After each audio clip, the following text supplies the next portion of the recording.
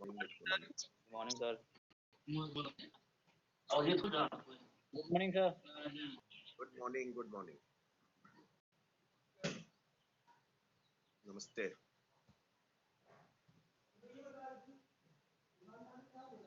चलिए हम लोग कल जितनी बात की थी उसको थोड़ा सा आगे बढ़ाएं और कुछ और चीज़ें उसमें जोड़ें.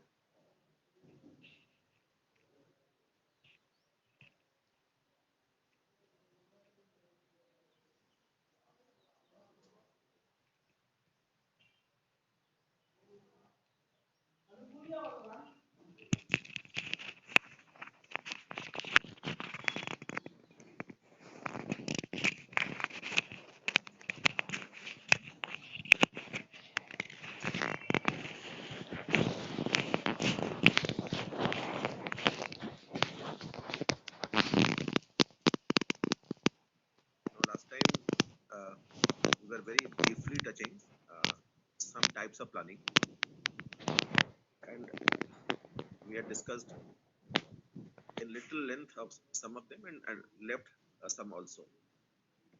मैंने कोशिश की थी सबके बारे में आपको दो तीन sentences में एक आइडिया फॉर्म कर सकूं.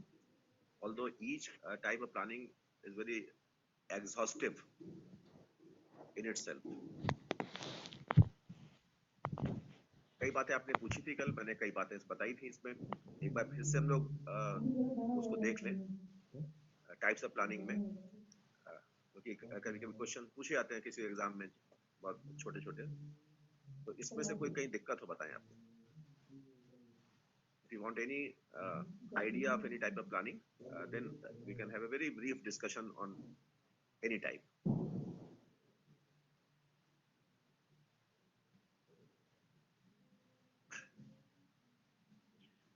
सर स्ट्रक्चरल प्लानिंग के बारे में बता दीजिए. चलिए दो एक साथ देखिए आप, स्ट्रक्चरल एंड फंक्शनल, इन दोनों को एक साथ देखेंगे तो बात समझ आएगी. स्ट्रक्चरल का मतलब होता है संरचनात्मक नियोजन और फंक्शनल का मतलब होता है कार्यात्मक नियोजन. अब स्ट्रक्चरल फंक्शनल इन दोनों में से कोई एक ही हो सकता है किसी कंट्री में, दोनों एक साथ नहीं हो सकते. जैसे आप ऊपर लिखा है आपने सेंट्रलाइज्ड डिसेंट्रलाइज्ड, तो either your planning is centralised और your decentralised, but you cannot have simultaneously both the planning centralized as well as decentralized. Similarly, a country will have either a structural plan or it will have functional plan, but not both simultaneously. संरचनात्मक नियोजन और कार्यात्मक नियोजन.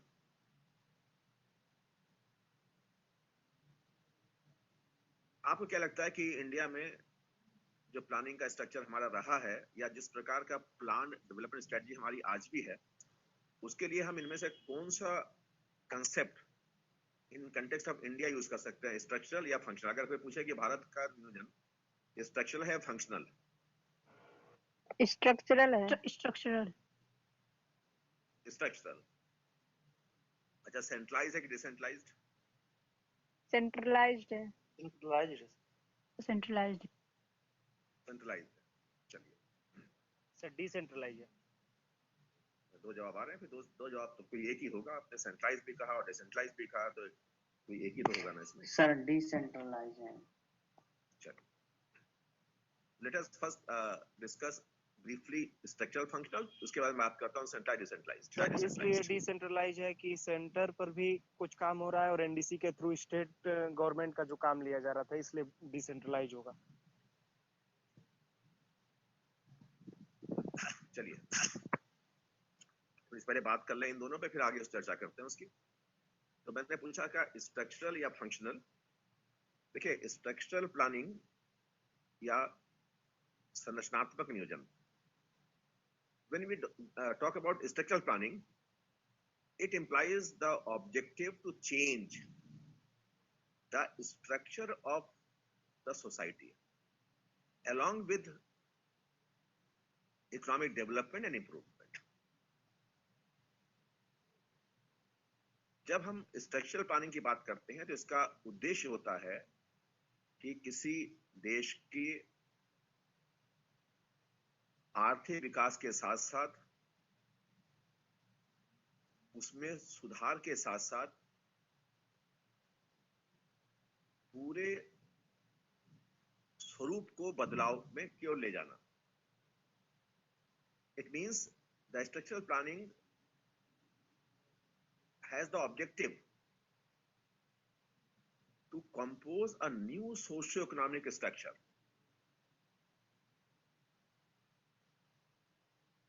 which is more suitable to rapid economic development. तो structural planning का उद्देश्य होता है कि एक ऐसा नया सामाजिक आर्थिक ढांचा स्थापित करना जो तीव्र आर्थिक विकास के लिए अधिक सहायक हो। It means when you want to change the socio-economic structure, it simply means that there are abnormal structural obstacles या rigidities which are not conducive to economic development at all. जब आप किसी देश के सामाजिक आर्थिक ढांचे को बदलने की बात करते हैं, इसका अर्थ यही हुआ कि हम ये देखते हैं कि अगर संरचनात्मक स्वरूप उसमें ऐसी बाधाएं हैं या जड़ताएं हैं जो तीव्र आर्थिक विकास के लिए सहायक नहीं है या उसके मार्ग में बाधक हैं, तो हम उन्हें बदलना चाहते हैं सो दैट एक नया स्वरूप तीव्र आर्थिक विकास को प्रोत्साहित कर सके। बट दिस ऑब्जेक्टिव और this type of planning needs a long-term planning strategy. If you want to change the socio-economic structure of the country, it is not a medium-term or short-term objective. It's a long-term objective. Therefore, structural planning is long-term, which basically aims to establish a new socio-economic structure which is more conducive for rapid economic development.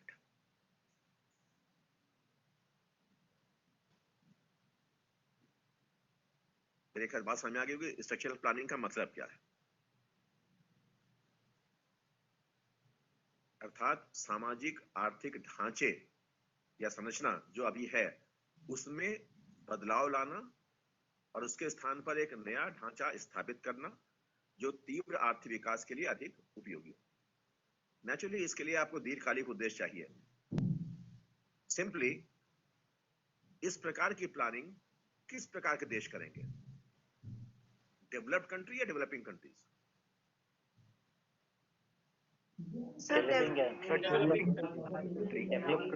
Naturally, developing countries. developing countries. Therefore, structural planning is more suitable to developing countries या underdeveloped countries because these type of countries face abnormal structural rigidities, and these countries want to remove those rigidities to establish a new structure. अगर आप India context में देखें तो आप देखिए कि specially 90s onwards हमने अपने सोशियो इकोनॉमिक स्ट्रक्चर में कितना चेंज कर दिया। हम लोग कल भी बात कर रहे थे कि जो पुराना स्ट्रक्चर था उसको बिल्कुल बदल कर एक नया स्ट्रक्चर ले आए ऑलमोस्ट इन एवरी फील्ड, चाहे वो इंडस्ट्रियल पॉलिसी हो, चाहे वो अन्य सेक्टर्स की पॉलिसीज हो, फॉरेन सेक्टर की पॉलिसीज हो, opening of the economy. We are almost closed economy. Now we are more and more open economy. हम लोगों ने कभी 90s के पहले डिसइन्वेस्टमेंट का कंसेप्ट सुना ही नहीं था। Now it is a new structure of our economy. Banking sector, financial sector, insurance sector, every field of economy, we have a new structure, and we are moving regularly towards the structural change. So therefore, Indian plans are basically structural plans. I think very simple. दूसरा है functional plan. Functional plan means when a country wants to retain the existing socio-economic structure or just aims to strengthen or repair the same structure so that the working of existing structure may improve. They don't want to replace a structure, but they want to only improve the same structure that that the countries are having. अर्थात functional planning, कार्यात्मक नियोजन का अर्थ है कि जब किसी देश में नियोजन का उद्देश्य वर्तमान सामाजिक आर्थिक ढांचे को बनाए रखना है, उसे बदलना नहीं है, और बनाए रखते हुए केवल उसको और सशक्त बनाना है, या उसमें अगर कोई त्रुटियां दिख रही हैं तो उन त्रुटियों को दूर करना है ताकि उस ढांचे की कार्यशैली और भी बेहतर हो सके. Where structural planning wants to change the existing structure, functional planning wants to retain the existing structure. ये बेसिक फर्क है. संरचनात्मक नियोजन में हम संरचना में बदलाव चाहते हैं, फंक्शनल प्लानिंग में हम उसी संरचना को जारी रखना चाहते हैं. Naturally functional planning is more conducive, more suitable for developed countries जो अपने वर्तमान संरचना से संतुष्ट हैं और वो उसी को और अधिक प्रभावशाली बनाने का कार्य करते हैं. Is it okay now? The difference between these two and which is applicable for developing countries and which is applicable for developed countries. ये दोनों में बेसिक अंतर है स्ट्रक्चर और फंक्शनल प्लानिंग का. Now, any point you want to raise about this question, then I can talk. Sir functional planning एक बार फिर से एक्सप्लेन कर दीजिए. देखिए बहुत सिंपल है, मैंने बहुत ब्रीफली बात की है. मैंने कहा कार्यात्मक नियोजन या फंक्शनल प्लानिंग का मतलब है कि किसी देश में जो स्ट्रक्चर विद्यमान है वो देश अपने प्लानिंग के द्वारा उसी स्ट्रक्चर को बनाए रखना चाहते हैं, उसमें उसके स्थान पर कोई नया स्ट्रक्चर अडॉप्ट करना नहीं चाहते, बल्कि उसी स्ट्रक्चर में अगर उनको लगता है कि इसमें कुछ और सुधार, कुछ और बेहतर करने की आवश्यकता है तो उसे करते रहते हैं. इसलिए कभी कभी हम कहते हैं करेक्टिव प्लानिंग भी कहते हैं. करेक्टिव प्लानिंग केवल करेक्शंस करते हैं, चेंज नहीं करते हैं. जाहिर सी बात है डेवलप कंट्रीज जो अपने प्लानिंग प्रोसेस के द्वारा एक हाई लेवल ऑफ डेवलपमेंट पहुंच चुके हैं, तो वो नहीं चाहते कि हम अपने ढांचे में बदलाव लाएं, बल्कि वो उसी ढांचे को जारी रखना चाहते हैं.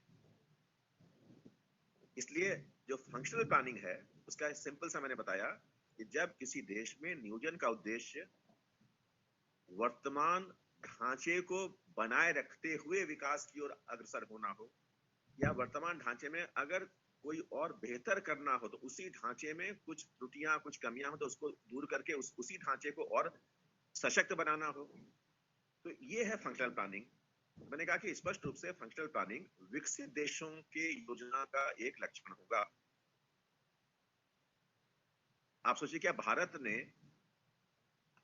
जो भी नियोजन किया, क्या भारत अपने नियोजन में अपनी संरचना संतुष्ट था या उसमें बदलाव चाहता था? हमने बहुत उसमें बदलाव किया है. देखिए मैंने कल भी बात की थी, अगर आप इंडिपेंडेंस की बात करें तो कहां हमारा more than half of the GDP was from agriculture. Now more than half is of services sector. पूरा जीडीपी का ढांचा बदल गया हमारा. और किसी भी सेक्टर में आप देख लें, हर सेक्टर में बहुत चेंज है. हमने बिल्कुल पुराने ढांचे को बदल दिया, नए ढांचे को ले आए. हमने एक शब्द यूज करते हैं, शुम्पिटर के शब्दों में मैंने कभी चर्चा की थी आपसे, कंस्ट्रक्टिव डिस्ट्रक्शन, निर्माणात्मक विध्वंस. That is destruct the old structure and construct the new structure. पुराने ढांचे को समाप्त करना और नए ढांचे को बनाए रखना. That is known as structural planning.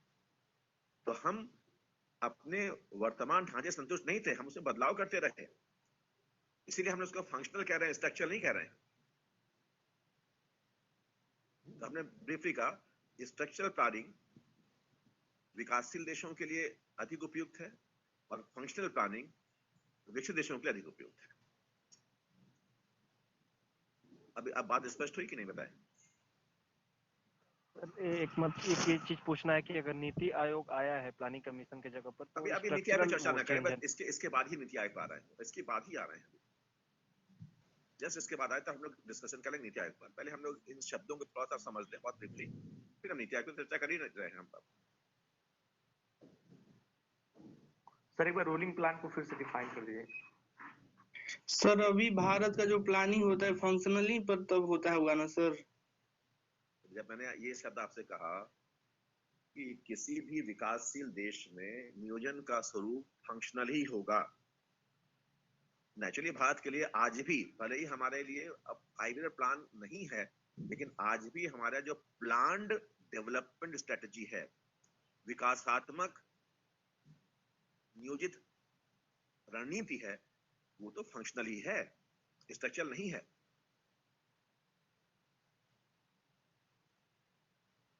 अब आप सिंपल सा एग्जांपल देखिए, क्या हम लोगों ने कुछ दशक पूर्व, सर इंडिया डेवलप्ड कंट्री है कि डेवलपिंग कंट्री है? क्या कह रहे हैं, फिर से बोलिए। इंडिया डेवलप्ड कंट्री है कि डेवलपिंग? आपने बताया कि फंक्शनल प्लान जो है वो डेवलप्ड कंट्री में लगाया जाता है। बिल्कुल बिल्कुल। और इंडिया डेवलपिंग कंट्री है। हमने बताया तो, हमने तो अभी कई बार कहा कि फंक्शनल प्लान विकसित देशों के प्लान का एक स्वरूप है, स्ट्रक्चरल प्लान विकासशील देशों के प्लान का एक स्वरूप है। तो हमारे लिए तो स्ट्रक्चरल प्लानिंग है, फंक्शनल प्लानिंग हमारे यहाँ कहाँ होगी? आप अभी कह रहे हैं कि फंक्शनल प्लान है इंडिया में। कुछ फंक्शनल प्लान कहाँ है भाई? फंक्शनल प्लान नहीं है, ये मैंने कहा का फंक्शनल प्लान है। प्लान के विषय में आप बता रहे हैं, कह रहे हैं कि वो प्लान जो है वो फंक्शनल प्लान है। मैं फिर से रिपीट कर रहा हूँ, स्ट्रक्चरल प्लान की एक लाइन में मीनिंग है, जब किसी देश में नियोजन का उद्देश्य स्ट्रक्चर में आधारभूत परिवर्तन करना हो। फंक्शनल प्लानिंग का मीनिंग है जब किसी देश में नियोजन का उद्देश्य उसी संरचना को बनाए रखना। अंतर समझ आए दोनों का? एक में स्ट्रक्चर में परिवर्तन है, फंक्शन में बनाए रखना है, या उसमें कुछ कमियां टूट फूट हैं तो वो बेहतर कर सके ताकि उसका फंक्शन और इफेक्टिव हो सके। मैंने सवाल पूछा कि क्या भारत अपने वर्तमान स्ट्रक्चर से संतुष्ट है या हम बदलाव चाहते हैं उसमें? जी बदलाव चाहते हैं। जब बदलाव चाहते हैं, कुछ मामलों में सर कुछ मामलों में बदलाव चाहते हैं, लेकिन कुछ मामलों में बनाए रखना चाहते हैं। ऐसे सर जो हमारी आदर्श कल्चर है सर, उसको बनाए रखना चाहते हैं किसी भी तरह, और आर्थिक क्षेत्र में सर चेंजेस चाहते हैं। ये जो कल्चर की बात की है, तो हम लोगों ने इससे पहले भी आपसे बहुत बात की थी, शायद आप उसी को दोहरा रहे हैं, जब मैंने कहा था कि types of growth that we do not want, 5 types of growth that we must avoid. आप उसी को दोहरा रहे हैं, हम लोग यहाँ उसकी बात तो कर ही नहीं रहे हैं। जब हम बदलाव चाहते हैं अपने ढांचे में, तो इसका मतलब है हमारा प्लान तो स्ट्रक्चरल होगा, हम स्ट्रक्चर में चेंज चाहते हैं, फंक्शनल कैसे होगा भाई? बात क्लियर हुई? अब मैंने इसके कई एग्जांपल दिए थे आपको, कि अगर आप 90s ऑनवर्ड देखें तो ये चेंज बहुत रैपिड हुआ है और आज भी हो रहा है, क्योंकि मैंने कहा कि जो स्ट्रक्चरल प्लानिंग है वो लॉन्ग टर्म प्लानिंग है, आप इसको शॉर्ट टर्म में हासिल नहीं कर सकते, जबकि functional planning short term planning है, उसमें केवल आप कुछ टूट फूट, कुछ रिपेयर्स यही करते हैं, तो वो that is functional planning. But structural planning is long term planning, हम डिकेड्स से ये प्लान कर रहे हैं और बहुत बेसिक चेंजेस कर रहे हैं in every field of socio economic structure. जैसे क्या आपने कुछ दशक पूर्व ये सोचा भी होगा कि पब्लिक सेक्टर बैंकों का मर्जर हो जाएगा और बैंकों की संख्या कम हो जाएगी? कभी सोचा था ये? No sir. तो ये स्ट्रक्चर चेंज हुआ कि नहीं? पूरा बैंकिंग स्ट्रक्चर में चेंज। क्या हमने सोचा था कि स्मॉल स्केल इंडस्ट्रीज के लिए जो आइटम्स को रिजर्व रखते थे हम लोग, जहां पर मीडियम और लार्ज स्केल इंडस्ट्रीज का एंट्री बैन था, हम लोगों ने 1967 से स्मॉल स्केल इंडस्ट्रीज के लिए रिजर्वेशन पॉलिसी लागू की, जब हमने 47 आइटम्स को रिजर्व किया exclusively for small sector to protect the small sector from the competition from medium and large industries. और धीरे धीरे हम उस संख्या को बढ़ाते गए, started from 47 items and is reached to more than 800 items with passage of time. 800 से अधिक आइटम्स स्मॉल सेक्टर के लिए आरक्षित थे। अब कितने हैं, आज कितने हैं, any idea? How many items are reserved for small scale industries?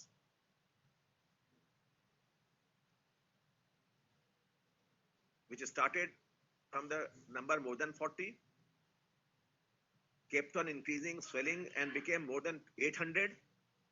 But in 2021, what is the number of the items which are reserved exclusively for small sector? Any idea? किसी को भी बताएं कितना, कितने इकाइयां हैं, कितने मद हैं जो आरक्षित हैं? 406 सर। कहाँ पढ़ा आपने ये 406?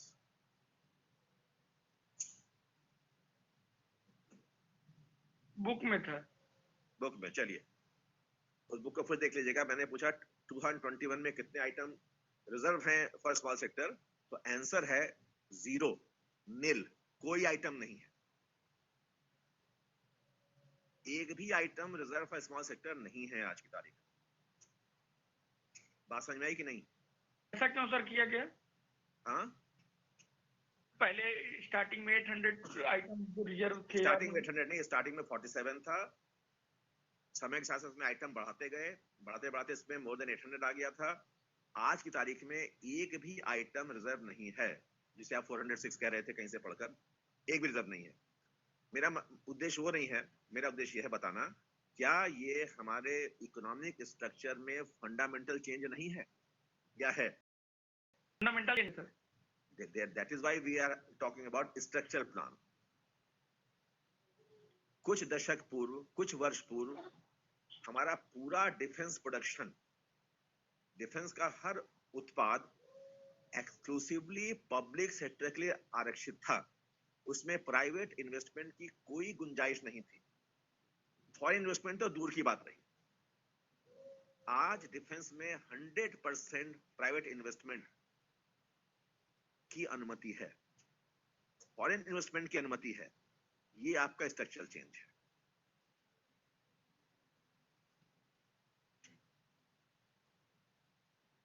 लाइसेंस पॉलिसी में इंडस्ट्रियल यूनिट सेटअप करने के लाइसेंस अनिवार्य था, अब डी लाइसेंसिंग कर दिया गया। ये स्ट्रक्चरल चेंज है। So there are so many changes. I'm just giving you a couple of examples so that you can understand why our planned strategy is structural. मेरे ख्याल से बात काफी हो गई इस पर, हम लोग इन शब्दों पे उलझ गए, हम लोग आगे नहीं बढ़ पा रहे हैं। Now next set of plans were centralized and decentralized. Let us say very briefly. जब हम कहते हैं सेंट्रलाइज्ड प्लानिंग या केंद्रीकृत नियोजन, तो इसका सिंपल मतलब होता है कि in this type of planning the entire plan process is under the command of a central plan authority. केंद्रीकृत नियोजन का अर्थ है कि जब पूरी नियोजन प्रक्रिया किसी एक केंद्रीय नियोजन अधिकारी के नियंत्रण के अंतर्गत हो। Therefore, this type of planning is also known as planning from above. यही कारण है कि इस प्रकार के नियोजन को हम ऊपर से नियोजन, planning from above भी कहते हैं, ऊपर से नियोजन भी कहते हैं। It means the planning authorities formulate the plan, decide the objectives, targets, priorities for every sector of the economy. इसका अर्थ हुआ कि जो नियोजन अधिकारी हैं वो अर्थव्यवस्था के प्रत्येक क्षेत्र के लिए उद्देश्य, लक्ष्य, प्राथमिकताएं ये सब तय करते हैं।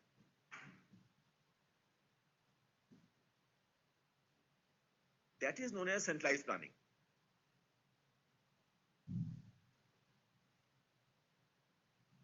बात समझ में आ गई होगी है? तो बताइए इंडिया का जो प्लानिंग स्ट्रक्चर रहा है ये सेंट्रलाइज था या नहीं था? नहीं सर 1973 के बाद डिसेंट्रलाइज हो गया, 73 अमेंडमेंट के बाद। नहीं, उसके पहले भी डिसेंट्रलाइज होने था ये। भले ही हम लोग सोचते हैं कि प्लानिंग कमीशन सेंटर में था, सेंट्रलाइज था, ऐसा नहीं है। हम लोग बहुत बात नहीं कर पाए कि प्लान फॉर्मुलेट कैसे होता है। मैंने कुछ केवल स्टेप्स कुछ बता दिए थे। सर 8वीं देखिए कि हमारे सेंट्रलाइज था। हाँ सर सैद्धांतिक रूप से सर सेंट्रलाइज था, लेकिन व्यवहारिक रूप से मतलब सबका सम्मान किया जाता था सर, उसको देख कर। देखिए पहली बात तो ये है कि हम लोग बताते थे कि प्लान हमारा बनता कैसे था। तो आपने देखा था एक शब्द हम लोग ले रहे थे, राष्ट्रीय विकास परिषद, एनडीसी। जब हम एनडीसी कार्य लिख रहे थे वहां पे हमने लिखा था कि प्लानिंग कमीशन को प्लानिंग के बारे में सुझाव देना और प्लानिंग की रूपरेखा विचार करना, और फिर लिखा था अंत में, लास्ट में लिखा था कि प्लानिंग को फाइनल अप्रूवल देना। ये सब एनडीसी काम है। और एनडीसी का मतलब हुआ जहां पर सेंट्रल गवर्नमेंट, स्टेट गवर्नमेंट्स और यूनियन टेरिटरी ये सब साथ में शामिल। जो हमारे यहाँ प्लान बनता है या बनता था, इसमें प्लानिंग कमीशन यहां तक कि आम लोगों की राय भी मांगता था कि आप बताइए क्या करना होगा। Planning commission used to have discussions, consultations with the group of industrial organisations, farmers organisations, economic newspapers, editors, यहां तक कि नॉन गवर्नमेंट ऑर्गेनाइजेशन से भी बातचीत करता था, और सबकी राय इकट्ठा करके, स्टेट और सेंटर से राय इकट्ठा करके तब प्लान फॉर्मुलेट करता था।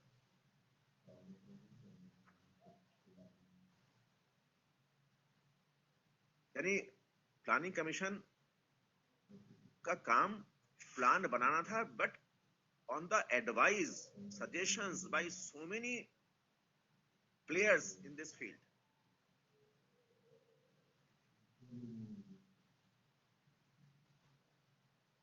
और उसको बाद में इंप्लीमेंट करने का काम दूसरे लोग करते थे। अगर मैं ये सवाल पूछूं, इस सवाल कई बार पूछा गया था, अब तो खैर ये सवाल प्रासंगिक नहीं है। अगर मैं पूछूं कि who used to implement 5-year plans in India, Bharat में पंचवर्षीय योजनाओं को कार्यान्वित कौन करता था? इंप्लीमेंटेशन कौन करता था? 5 year plans? NDC. No, wrong answer, totally wrong answer. सरकार पालिका, state government sir. Wrong answer sir central state government. Centre state government. देखिए आपको मैंने जब बताया था प्लानिंग कमीशन, तो मैंने उसमें ऑब्जेक्टिव्स लिखवाए थे, आप उसको भूल गए। मैंने ऑब्जेक्टिव्स भी लिखवाए थे। उसमें एक मैं दिखाया था कि the centre and state governments will take decisions for accepting plan and implementation of plan. ये मैंने लिखा है, तो उसमें पॉइंट मैंने आपके सामने रखा भी था कि योजना को अंतिम रूप से स्वीकार करने में और उसको कार्यान्वित करने में सबसे सवाल था हु इम्प्लीमेंट। तो implementation was done by centre government and state governments together. इसलिए जब हम लोग योजना बनाते थे उसमें एक सेंटर सेक्टर का भी कंपोनेंट होता था, स्टेट सेक्टर कंपोनेंट होता था। that is why it was combined effort of two government, center as well as states. तो सेंट्रलाइज तो है ही नहीं है बिल्कुल। और जैसा अभी आपने बताया कि नेचुरली पहले एक मिनट बात करें डिसेंट्रलाइज की, फिर बात हम करते हैं। जैसे मैंने कहा centralise in planning from above, decentralise means planning from below. बिल्कुल उल्टा है, प्लानिंग फ्रॉम नीचे से नियोजन। सेंट्रलाइज तो ऊपर से नियोजन और डिसेंट्रलाइज नीचे से नियोजन। It means under this plan the plan is formulated by the planning authorities in consultation with different administrative units and decisions are taken collectively. अर्थात जब योजना का निर्धारण हुआ करता था योजना अधिकारियों द्वारा, तो वो अलग अलग स्तरों के लोगों से, प्रशासनिक इकाइयों से सलाह करके, विचार विमर्श करके प्लान बनाता था और निर्णय सामूहिक रूप से लिए जाते हैं।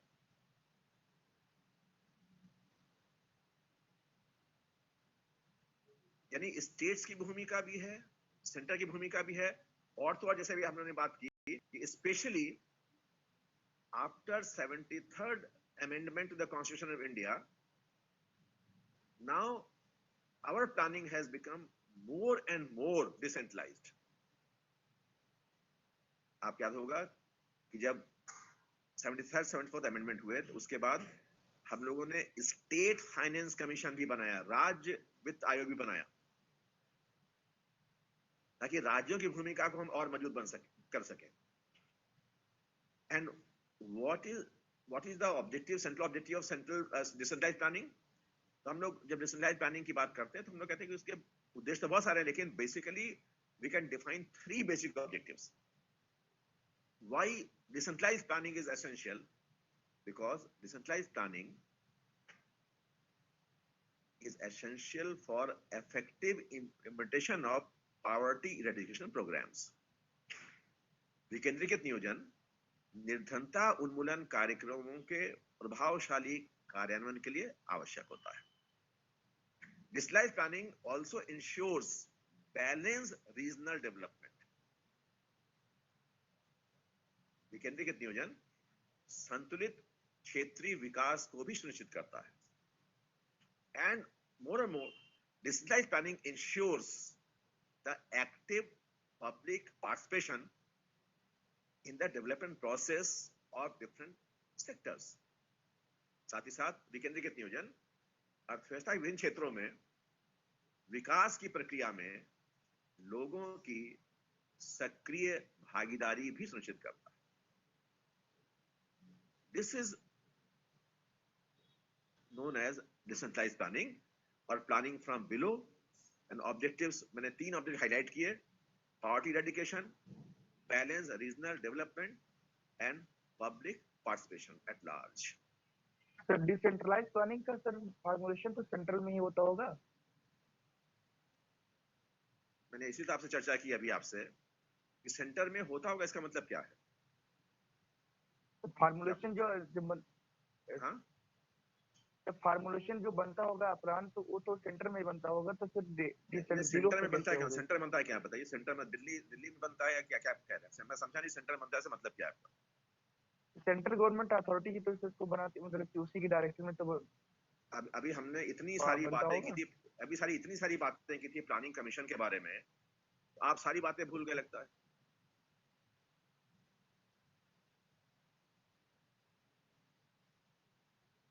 देखिए आपके सामने फिर प्लानिंग कमीशन आया है, इसमें कैबिनेट डिसीजन का पॉइंट नंबर 1 मैंने बहुत डिटेल बात की थी, फिर से देखिए सामने क्या लिखा हुआ है।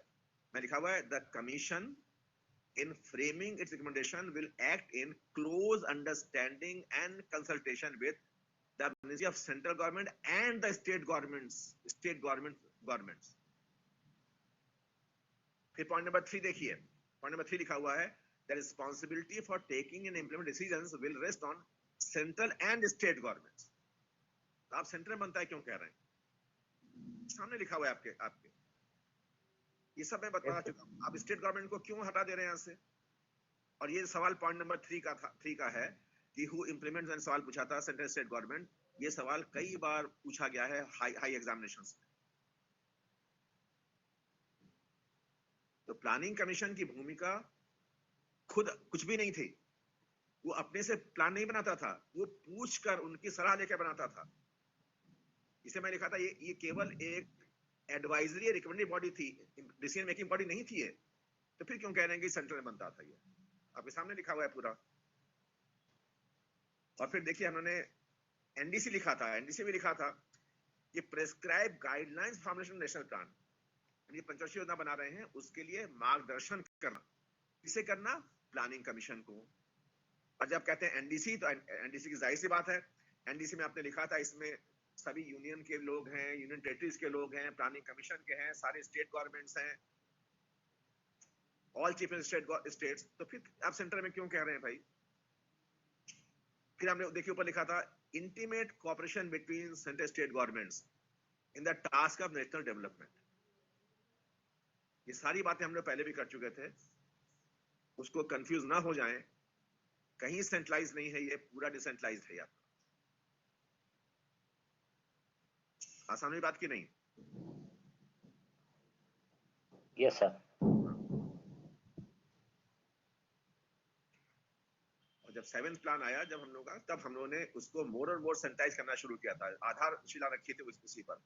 और 74th अमेंडमेंट का भी it has become more centralised, more decentralised, विकेंद्रीकृत होता गया इसका। Sir imperative versus centralised explain कर दीजिए। कौन सा? Imperative versus centralised. दोनों अलग है। देखिए, जब आप कहते हैं इम्परेटिव प्लानिंग, तो इसमें क्या कहते हैं, आज्ञामूलक नियोजन। आज्ञामूलक का मतलब ये हुआ कि जब अर्थव्यवस्था की सारी गतिविधियां और रिसोर्सेज सरकार के आदेश पर हो, सरकार के आदेश पर, जहां पर प्रोड्यूसर्स और कंज्यूमर्स के लिए कोई भी फ्रीडम न हो, जो गवर्नमेंट ऑफिशियल्स हैं, गवर्नमेंट ऑफिशियल रिस्पॉन्सिबल हो अपने पूरी योजना को बनाने के लिए। जाहिर सी बात है, जब आप इम्परेटिव प्लानिंग की बात करते हैं तो उन देशों में होगा जहां पर पॉलिटिकल सिस्टम भी बिल्कुल सेंट्रलाइज्ड हो, आदेश वाला हो। लाइक अगर कम्युनिस्ट कंट्री है तो कम्युनिस्ट कंट्री में इम्परेटिव प्लानिंग होगा। भारत में नहीं है क्या इम्परेटिव? हाँ, भारत में नहीं है। भारत में इम्परेटिव क्यों होगा? आज्ञामूलक या आदेशात्मक नियोजन क्यों होगा भारत में?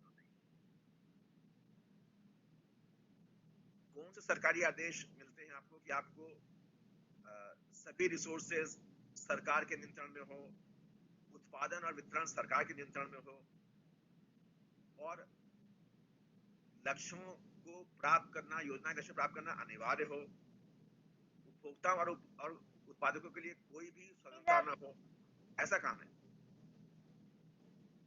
तो मतलब पहले इंडिया में इम्परेटिव प्लानिंग था, अब नहीं है? कभी नहीं था इम्परेटिव प्लानिंग, कभी नहीं था। पहले क्यों था भाई, बताइए क्यों था? आपके पहले था सर 32 साल तो उसमें पीरियड में सर। ब्रिटिश पीरियड में हम प्लानिंग थी ही नहीं। प्लानिंग तो हम लोग बात कर रहे हैं, पोस्ट इंडिपेंडेंस की बात कर रहे हैं, तो ब्रिटिश पीरियड प्लानिंग की बात ही कहां कर रहे हैं?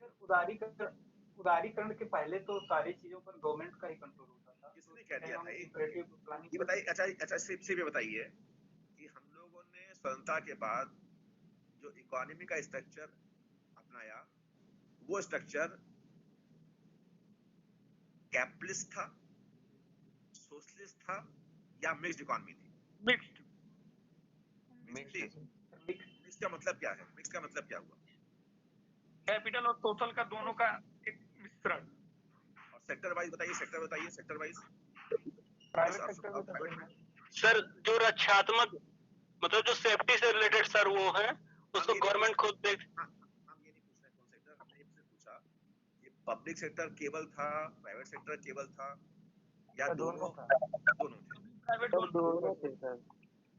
दोनों सर। प्राइवेट का प्रभुत्व इतना नहीं था जितना दोनों। सर पब्लिक ही था। पब्लिक सर सेक्टर, पब्लिक ही था। प्राइवेट का प्रभुत्व इतना नहीं था जितना एलपीजी के बाद प्राइवेट का प्रभुत्व बना। हम प्रभुत्व की बात ही नहीं कर रहे हैं। हम ये पूछ रहे हैं कि 1948 की इंडस्ट्रियल पॉलिसी, उसके बाद 1956 की इंडस्ट्रियल पॉलिसी, अगर आप ये उठाएंगे तो हम लोग जब कहते हैं कि इकोनॉमिक कॉन्स्टिट्यूशन ऑफ इंडिया, तो वो तो मिक्स्ड इकोनॉमी को अपनाने के साथ हुई थी। हमने क्या पब्लिक सेक्टर को डोमिनेंट बनाया कभी? जो सोशलिस्ट कंट्री है, आप देखिए सर मोर सोशलिस्ट लेस कैपिटलिस्ट, ये पहले मेरी बात समझ लीजिए। जो सोशलिस्ट कंट्री है वहां डोमिनेंस ऑफ पब्लिक सेक्टर होता है और नेग्लिजिबल प्राइवेट सेक्टर होता है। एक सेक्टर की बात क्लियर हुई कि नहीं? और कैपिटलिस्ट प्लानिंग में या कैपिटलिस्ट इकोनॉमी में डोमिनेंस ऑफ मार्केट या प्राइवेट सेक्टर,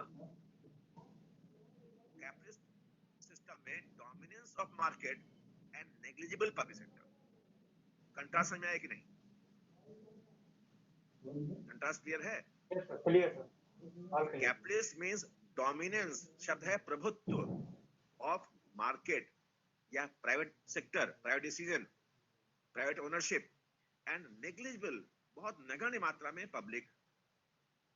इसका उल्टा सोशलिस्ट में dominance of public and negligible मात्रा में प्राइवेट।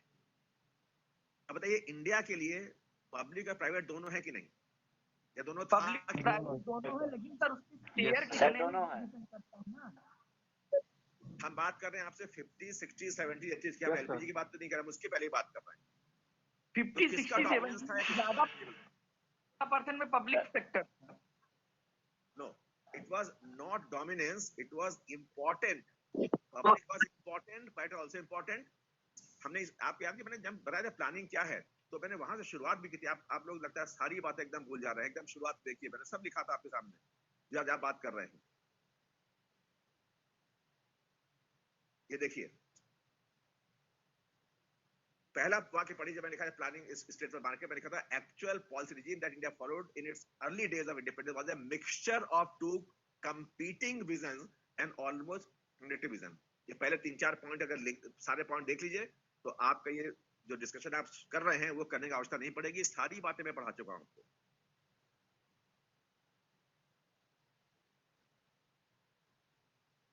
ना तो सरकार का मोनोपोली था और ना तो मार्केट की टोटल फ्रीडम थी। सब मैंने पॉइंट लिखे थे। अब फिर आप इन सारे बातों को भूलकर फिर अपने नए सिरे से बातें कर रहे हैं which are not relevant. अब तो मोनोपोली हो रही है ना, किसकी मोनोपोली? प्राइवेट सेक्टर की। अब हम मुझसे क्या बताऊं, लगता है सारी बातें हम लोगों को 4-5 घंटे करनी पड़ेगी। हम लिख रहे हैं प्राइवेट सेक्टर की मोनोपोली बढ़ रही है ना सर। आप सामने देखिए, आप पहला सेंटेंस पढ़िए, क्या लिखा है? इंडिया फॉलोड इस अर्ली डेज ऑफ इंडिपेंडेंस। आप अर्ली डे इंडिपेंडेंस को आज 2021 जोड़ दे रहे हैं। मैं क्या बताऊं, मैं बताइए आपसे। आप सर आप आगे बढ़ाइए। स्वतंत्रता के पहले के वर्षों को आप 2021 में ले आ रहे हैं। हम क्या बताएं? आज तो प्लानिंग खत्म हो गया। आप क्यों उस पीरियड को आज के पीरियड से कंफ्यूज हो जा रहे हैं? आपके सामने लिखा हुआ है। एलपीजी के पहले की बात है ये, सर बता रहे हैं। अब जब सामने लिखा हुआ है आपका early days of independence was the planning system adopted for Soviet संघ, तो आज सोवियत संघ की प्लानिंग हमारे पास है या सोवियत संघ भी है आज की? आज सर प्लीज आगे बढ़िए सर, आगे बढ़िए सर आगे आप पढ़ाइए, छोड़िए इन लोगों को। सर हम लोगों का टाइम वेस्ट हो रहा है ना। तो हमने कहा कि जब हम लोग बात कर रहे थे प्लानिंग की, तो हमारे यहाँ neither public was dominant nor private dominant, both were important. सबसे डोमिनेंट या प्रभुत्व नहीं था। Similarly neither public was negligible nor private negligible, both were important, महत्वपूर्ण थे। That is mixture of these two. It was two weights, दो भार हैं on a balance, ये तराजू पे रखे हुए हैं। Sometime public is heavier, sometime private is heavier. There is not, ये नहीं था 50-50% होगा, ऐसा कभी नहीं होता। समय के साथ साथ कभी सार्वजनिक अधिक बड़ा हो जाएगा और कभी निजी अधिक बड़ा हो जाएगा। That was the structure of planning.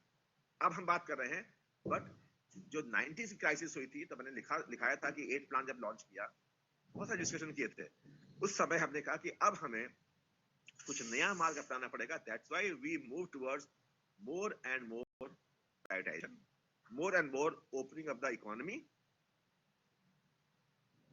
Boundaries हम खोलने लगे, ग्लोबलाइजेशन होने लगा, फॉरेन प्लेयर्स आने लगे एंड हम फॉरेन कंपटीशन में भाग लेने लगे। That was the change.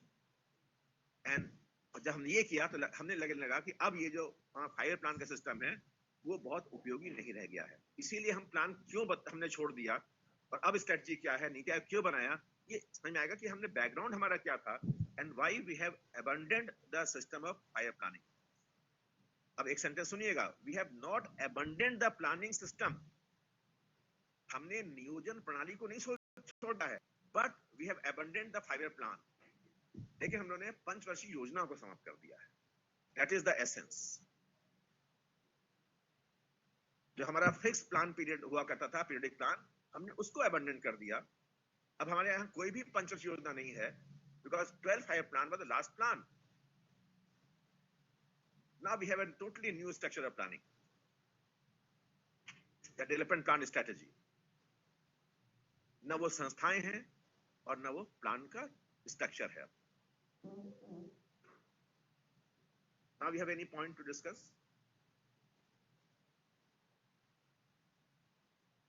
Sir sir एक बार rolling point of planning time confirm कर दीजिए। प्लानिंग का जो सर अब नीति आयोग पे आइए, बहुत हो गया, बार बार यही कर रहे हैं सर। चलिए somebody asked रोलिंग प्लान, मैं ब्रीफली बता दूं रोलिंग प्लान के बारे में, क्योंकि कोई बार बार पूछ रहे हैं आपने। तो मैंने कहा था कि now we have to start NITI Aayog. Concept जो गुनान मिडल का है, और इसमें जो फर्क है पीरियोडिक प्लान और रोलिंग प्लान में बेसिक फर्क है कि पीरियोडिक प्लान में एक फिक्स टाइम पीरियड होता है, और उस टाइम पीरियड के समाप्त होने पर एक प्लान खत्म हो जाता है और we launch the next plan. लेकिन रोलिंग प्लान में हमने कहा था कि हर साल 3 प्लान बनते हैं, short term, medium term, long term, और उस प्लान को हम हमेशा हर साल 1 साल बीतने के बाद उसको रिव्यू करते हैं, बीता हुआ साल निकाल देते हैं, एक नया साल जोड़ देते हैं, और entire plan structure of short, medium and long keeps on rolling forward. Without completion of one 5 plan, we also cover a part of next 5 plan also. That is the rolling plan system, and that was basically the planning during 1978-80. That is Janata Party versus Congress government, when we had 2 years of rolling plan system in India. I hope rolling plan repeat मैंने कर दिया है आपसे. Yes sir. Okay. Now coming to NITI Aayog, system को चर्चा कर ले। Plan और नॉर्मेटिव प्लान। सर एक पॉइंट ऑफ टाइम पे एक ही प्लान अडॉप्ट कर सकते हैं, मोर देन वन? किस स्ट्रक्चर में, किस स्ट्रक्चर में? सर जैसे इम्परेटिव के साथ रीजनल प्लान ले सकते हैं? क्या चीज? सर सेंट्रलाइज के साथ साथ सर फंक्शनल प्लान?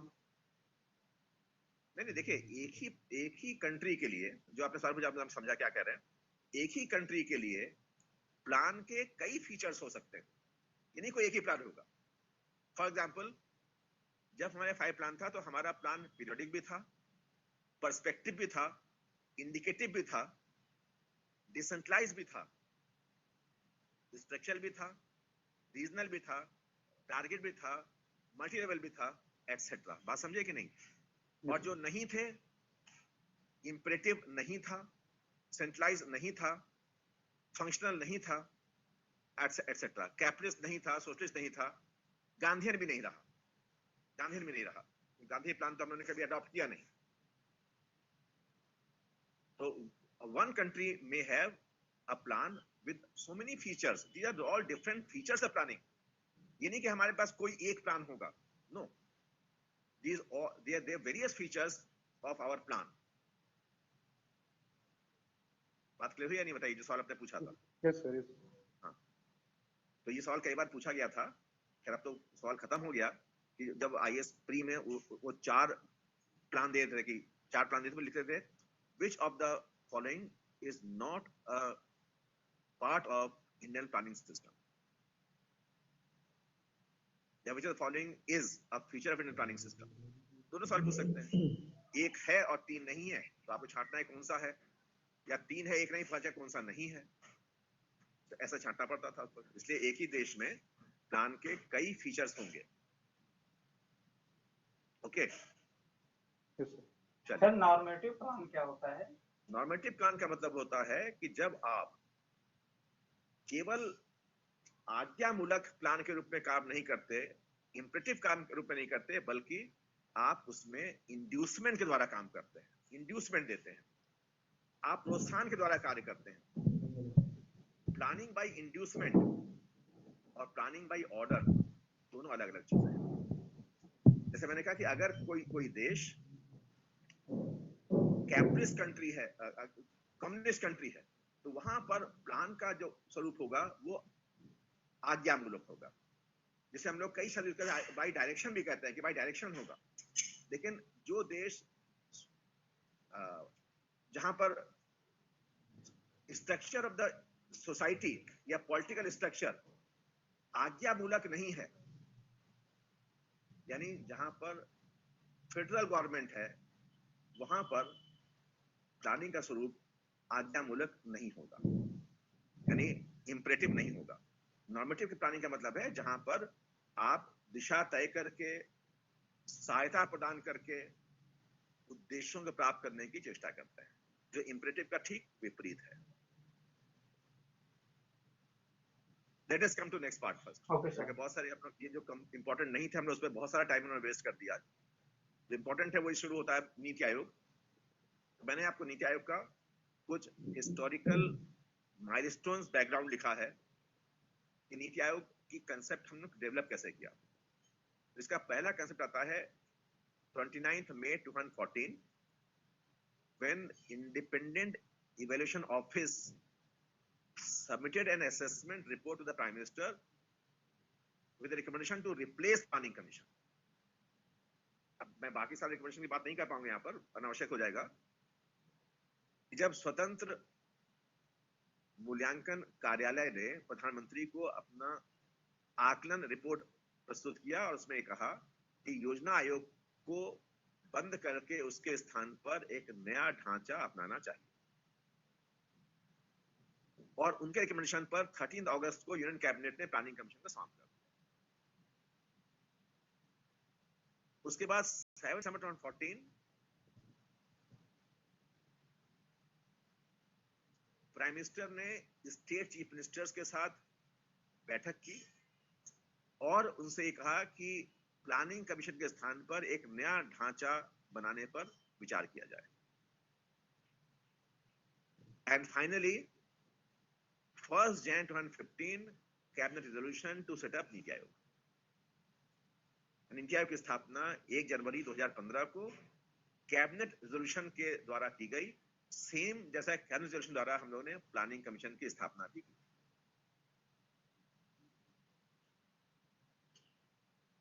और इस नए कमीशन को, जो नए स्ट्रक्चर को नाम दिया गया NITI आयोग, that is national institution for transforming India, राष्ट्रीय भारतीय परिवर्तन संस्थान, राष्ट्रीय भारतीय परिवर्तन संस्थान, national institution for transforming India. आसान होगी बात ये। अब जब ये स्ट्रक्चर हमने नाम दिया तो ये क्या करेगा, इसमें मैंने लिखा है, कुछ पॉइंट लिखे हैं। The institution will provide governments, तब ये डिसीजन हुआ था कैबिनेट रेजोल्यूशन में, at the center state levels with relevant strategic and technical advice across the spectrum of 3 elements of policy। तभी कहा गया था रेजोल्यूशन में कि यह जो संस्था है वो सेंट्रल गवर्नमेंट और स्टेट गवर्नमेंट दोनों लेवल पर उपयुक्त रणनीतियों और तकनीकी सलाह देने का काम करेगी, जो आर्थिक सामाजिक नीति के प्रमुख क्षेत्रों से संबंधित होगी।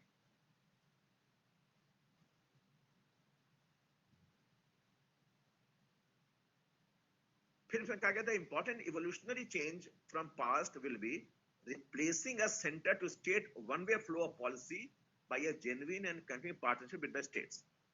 फिर कहा गया इसमें जो एक महत्वपूर्ण परिवर्तन होगा वो होगा कि राज्यों और केंद्र के बीच एक उचित और निरंतर भागीदारी, न कि केंद्र से राज्यों की ओर नीतियों का प्रवाह। ये कुछ प्रमुख बातें थी जो हम लोगों ने वहां बात की। इसे कुछ और इंपॉर्टेंट पॉइंट देख लीजिए, और सबसे इंपॉर्टेंट पॉइंट ये है जो आपको प्लानिंग कमीशन नीति आयोग में अंतर बताता है, that was allocation of business rules revised on 24 मार्च 15, जिसमें कहा गया था जब नीति आयोग बन गया तो एलोकेशन बिजनेस रूल्स जारी हुए थे। उसमें कहा कि नीति आयोग के पास के लिए 13 बिंदुओं का कार्यशैली होगी, एजेंडा होगा। उनमें से मैंने 3-4 यहाँ पे लिए, which are very important and which will help you to understand the difference between planning and NITI Aayog also।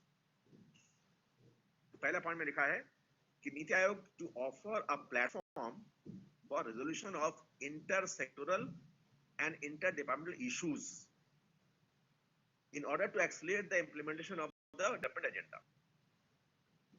ये कहा गया था कि नीति आयोग एक ऐसा मंच या एक ऐसा स्थान प्रदान करेगा जो कि अंतर क्षेत्रीय और अंतर विभागीय मुद्दों को सुलझाने में और विकासात्मक कार्यों को कार्यान्वित करने और तीव्र करने में सहायक हो।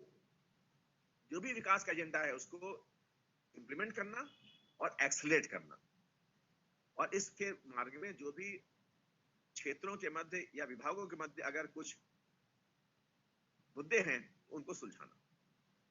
फिर कहा गया नंबर 2 पॉइंट मैंने लिखा आपके सामने कि in contrast to previous organisation bottom up approach rather than top down, कि पूर्व के संगठन के स्थान पर जहां पर टॉप डाउन अप्रोच हम लोग ज्यादा मानते थे, उसके स्थान पर बॉटम अप्रोच या नीचे से योजना का कार्यान्वयन निर्धारण किया जाएगा फ्रॉम द विलेज लेवल।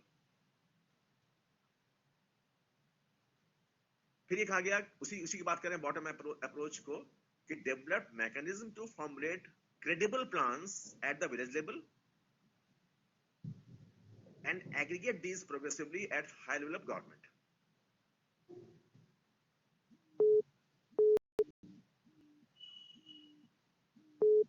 अर्थात ग्राम स्तर पर, न्यूनतम स्तर पर उचित योजनाओं का निर्धारण करना और उनको समग्र रूप देकर निरंतर सरकार के उच्च स्तरों की ओर बढ़ते आना।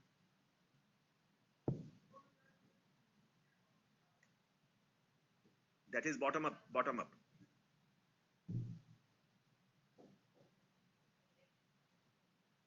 अब जो अगला पॉइंट है आपके सामने बड़ा इंपॉर्टेंट है, जो हम लोग बात करते हैं स्ट्रक्चरल चेंज की, वहां पे और क्लियर हो जाएगा।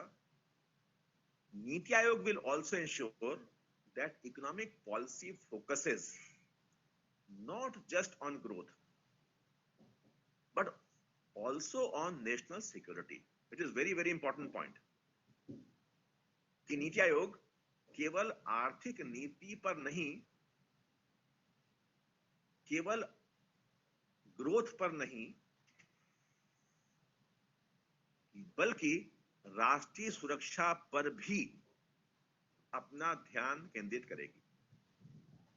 यानी इकोनॉमिक पॉलिसी का उद्देश्य केवल ग्रोथ प्रमोट करना ना हो, बल्कि नेशनल सिक्योरिटी को इंश्योर करना भी हो। जो उसी को मैं कोट कर रहा हूं उसी बिजनेस रूल्स में से, to ensure on areas that are specifically referred to it that the interest of national security are incorporated in economic strategy and policy. अर्थात आर्थिक रणनीति और नीति में राष्ट्रीय सुरक्षा के हितों को विशेष रूप से सम्मिलित किया जाएगा। सर ये लाइन सर, ये पॉइंट फिर से एक्सप्लेन कर दीजिए एग्जांपल के साथ। कौन सा सर? यही वाली सर, जो सिक्योरिटी, नेशनल सिक्योरिटी वाली। देखिए, मैंने कल इसीलिए पूछा था आपसे, मैंने कल पूछा था कि अब तक आपने जितने प्लान पढ़े होंगे, मैंने ये सवाल इसीलिए किया था आपको ताकि आप यहाँ पे आ सकूं। आप उस प्लान में आउटले देखिए, टारगेट देखिए। हमने कल बहुत बात की थी कि आपको एग्रीकल्चर से लेकर सोशल सेक्टर तक के हर हिस्से मिल जाएंगे, लेकिन डिफेंस नहीं मिलता था। बात की थी नहीं कल हम लोगों ने? हाँ, क्योंकि प्लान के जो बिजनेस रूल्स, जैसे आपने देखा ना एलोकेशन बिजनेस रूल्स, तो एलोकेशन बिजनेस रूल्स जब प्लानिंग कमीशन के लिए बनाया गया था, उसमें कहीं पर भी डिफेंस शब्द का, नेशनल सिक्योरिटी शब्द का उल्लेख ही नहीं था। इसलिए बाकी सारे सोशल इकोनॉमिक सेक्टर्स थे, बट एक्सक्लूडिंग डिफेंस। और ये एक बहुत बड़ा चेंज है, ये बहुत बड़ा चेंज है कि हम पहली बार डिफेंस को अपनी स्ट्रेटजी के अंतर्गत लेकर आए हैं। ये बहुत बड़ा चेंज है, उसको मैं अभी आगे थोड़ा सा और एक्सप्लेन करूंगा। That is one major difference between areas of planning commission and areas of NITI Aayog. तो डिफेंस डिपार्टमेंट को भी एडवाइस कर सकता है नीति आयोग की, सर ऐसा नहीं, ऐसा करिए। ऐसा नहीं है कि हम एडवाइस करेंगे, केवल सलाह दे सकता है। और अभी मैं आगे आ रहा हूं, पहले जब आप मेंबर्स के देखें, आप खुद समझ जाएंगे कि डिफेंस कहां से शामिल हो गया। ठीक है,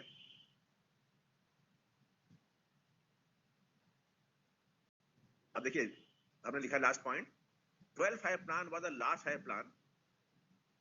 12वीं पंचवर्षीय योजना आखिरी पंचवर्षीय योजना थी। As new rules do not talk of, नए रूल मतलब जो आपके लिखा हुआ सामने 24 मार्च 2015 का बिजनेस रूल्स, उसकी बात कर रहे हैं। Do not talk out formulation plan for most effective and balanced utilization of resources उसमें इसी बात कही गई कि देश के संसाधनों के प्रभावशाली और संतुलित उपयोग के लिए प्लान बनाया जाए। यहाँ शब्द है फंक्शनल प्लान। फंक्शनल प्लान शब्द ही नहीं है न्यू रूल्स में। बात क्लियर हो रही कि नहीं? ये क्वेश्चन लिखा है, ये था पुराने रूल में था कि Planning Commission will formulate the plan for most effective utilisation resources of the country, but this sentence is not a part of business rules 24/मार्च 2015। बल्कि उसके तरह में क्या कहता है? वो कहता है कि the new body will work to actively monitor and evaluate the implementation of the programs and initiatives, including the identification of the needed resources, so as to strengthen the probability of success and scope of delivery. इसमें कहीं नहीं लिखा है कि जो नया संगठन है ये योजना बनाएगा, बल्कि ये लिखा है कि ये कार्यक्रमों के प्रभावशाली कार्यान्वयन की निगरानी करने, उसका मूल्यांकन करने का कार्य करेगा। साथ ही साथ वो आवश्यक संसाधनों को चिन्हित करने का कार्य करेगा ताकि सफलता की संभावनाओं को मजबूत बनाया सके। जो मेन पॉइंट है कि नीति आयोग के बिजनेस रूल्स में कहीं पर भी ये लिखा नहीं है कि ये प्लान बनाएगा। इसीलिए 12 five year plan was the last five year plan. उसके बाद से हमने कोई भी फायर प्लान नहीं बनाया। इतने में कोई दिक्कत हो बताएं। मतलब कि सर जो इसका मतलब है कि जो प्रेजेंट इंफ्रास्ट्रक्चर हमारे यहाँ अवेलेबल है उसको ही मॉनिटर करेगा, उसमें इंप्रूवमेंट लाएगा उसकी वर्किंग में। तो आपके लिखा हुआ सामने लिखा हुआ रिसोर्सेज नीडेड को आइडेंटिफाई करेगा, स्ट्रेंथन करेगा, सफलता की ओर उन्मुख होगा, मॉनिटर करेगा, कार्यक्रमों के कार्यान्वयन की निगरानी करेगा, मूल्यांकन करेगा। लेकिन कहीं नहीं लिखा है, जो लिखा था पहले शब्द में फॉर्मेशन ऑफ द प्लान, ये नहीं लिखा है कि फॉर्मेशन प्लान भी करेगा, प्लान नहीं बनाएगा। इसीलिए 12वीं योजना अंतिम योजना थी। फॉर्मेशन प्लान जो सेंटेंस है वो प्लानिंग कमीशन के बिजनेस रूल्स में था, नीति आयोग के बिजनेस रूल्स में फॉर्मेशन प्लान नामक शब्द नहीं है, ये शब्द है ही नहीं।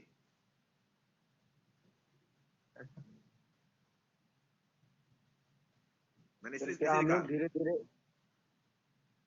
हाँ बताएं सर क्या हम लोग धीरे-धीरे फंक्शनल प्लानिंग की तरफ बढ़ रहे हैं क्या?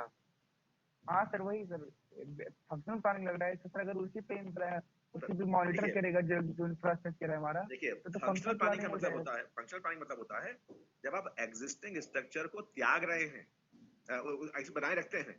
तो हम ये क्या कह रहे हैं कि ऐसे बनाए रखते हैं? हम ये तो नहीं क्या बनाए रखते हैं, हम तो अभी भी स्ट्रक्चर चेंज कर रहे हैं।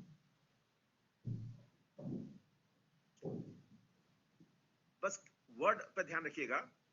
मैं एक वाक्य कह रहा हूं, आप सुनिए। उस वाक्य को सुनने के शायद आप इसको और बेहतर तरीके से समझ सकेंगे। मैं एक कह रहा हूं कि in India we do not have now the system of five year plans. Bharat में अब हम हमारे सामने पंचवर्षीय योजनाओं की प्रणाली नहीं है, but we do have development planning. लेकिन हमारे सामने विकासात्मक नियोजन की रणनीति है। इसको और इलेबोरेट करूं, India has still not abandoned the process of planning and the country still has planned development in action. हमने नियोजन की प्रक्रिया को त्याग नहीं दिया है, बल्कि अभी भी विकासात्मक रणनीति को हमने अपनाया हुआ है। However, the only difference is that the process of planning is entirely different. महत्वपूर्ण पॉइंट यह है कि जो नियोजन की प्रक्रिया है वो पूरी तरह से बिल्कुल अलग है। इसको मैं यूं समझा सकता हूं, the first major difference is that instead of a single 5-year plan, the country have different planning strategies covering different time periods. पहले हम केवल किसी समय एक साथ एक ही पंचवर्षीय योजना होती थी, अब हम कह रहे हैं कि उसके स्थान पर हमारे सामने कई नियोजन रणनीतियां हैं जो अलग अलग समय अवधियों के साथ जुड़ी हुई है। मैं इसको अभी और आगे इलैबोरेट करने जा रहा हूं। इतने बात में आपको कोई सवाल आपको बताएं? No sir. ध्यान रखिएगा, we don't have 5 plans but we do have planning system। Planning system, बस ये है, पंचवर्षीय योजनाएं नहीं है लेकिन नियोजन की प्रणाली हमारे पास है। Yes sir. सर इस नई प्रणाली में प्लान कौन बनाएगा? जब हमने कहा प्लान है ही नहीं तो प्लान बनाने की बात क्यों? प्लान शब्द क्यों यूज कर रहे हैं आप? प्लान शब्द यूज मत कीजिए। आप देखिए, आपने लिखा हुआ है नीचे, सामने लिखा हुआ है आपके, implementation of programmes and initiatives. Plan कहां लिखा हुआ है? प्लान शब्द नहीं है। प्लान और प्लानिंग में फर्क है।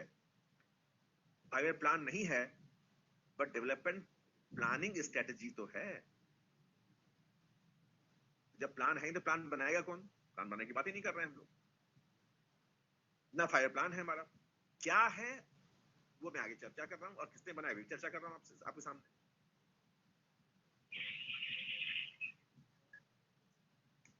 इतने में कोई दिक्कत होता है? No sir. चलिए नेक्स्ट पॉइंट देखें। अब जब ये बना प्लानिंग कमीशन नीति आयोग, तो इसके सामने कई उद्देश्य रखे थे। मैंने इसमें कुछ उद्देश्य पिक किए हैं। पहला लिखा है fostering cooperative federation, comma active environment of states.